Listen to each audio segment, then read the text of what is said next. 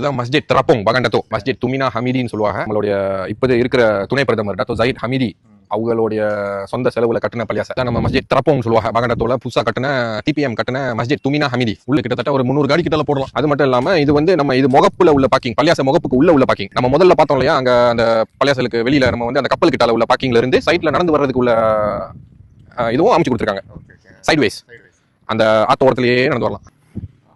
இது என்ன கொடி? பேராக்குடியா? ஆமா, பேராக்குடி, மலேசியா கொடி. நம்ம பள்ளியாசலுடைய டேவான் இந்த பக்கம் இருக்கு. இங்க வந்து டேவான் ஃபங்க்ஷன், கல்யாண ஃபங்க்ஷன் அது இது வேணா நம்ம புக் பண்ணிக்கலாம்.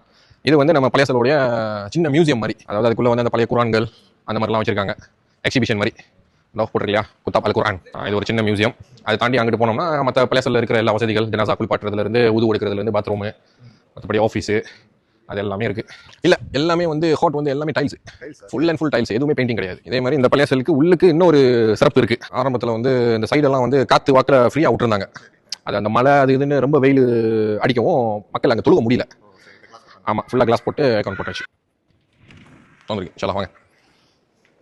இதில் உள்ளே போயிட்டு என்ன ஸ்பெஷல்னு நீங்களே கண்டுபிடிங்க. ஆஹா, அடா சூப்பராக இருக்கேதா. இதில் நீங்கள் என்கிட்ட என்ன ஸ்பெஷல் கேட்டிங்கன்னா நான் என்ன சொல்லுவேன்? கரெக்டாக அந்த நடுவில் போய் நின்றுட்டு பாருங்களேன். மேலே இருக்கிற கூபாவுடைய உள்ளுக்கு போட்டிருக்கிற டைல்ஸ் வந்து கீழே இருக்கிற காப்பேட்டுக்கும் சேம். ஆமாம், கலர் சேமா? அந்த பேட்டர்ன் டிசைனே சேம். மேலே இருக்கிற கூபாவுக்கும் அந்த கீழே இருக்கிற காப்பேட்டுக்கும் பாருங்க, அது அப்படியே ஃபாலோ பண்ணி போட்டாங்க கீழே.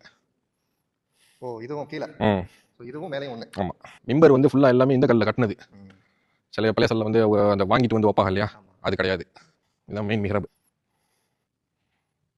ஆஹா நண்பர்களே, இங்கே பாருங்கள், நல்ல அருமையான ஒரு கட்டிடக்கலை. எவ்வளோ அழகாக இருக்குது பாருங்கள். உள்ளுக்குள்ளே ஃபுல்லாக ப்ளூ கலர் தான். கீழே வந்து கார்பெட்லேருந்து மேலே உள்ள அந்த டைல்ஸ் வரைக்கும் எல்லாமே ப்ளூ கலரில் நல்லா சூப்பராக செஞ்சுருக்காங்க.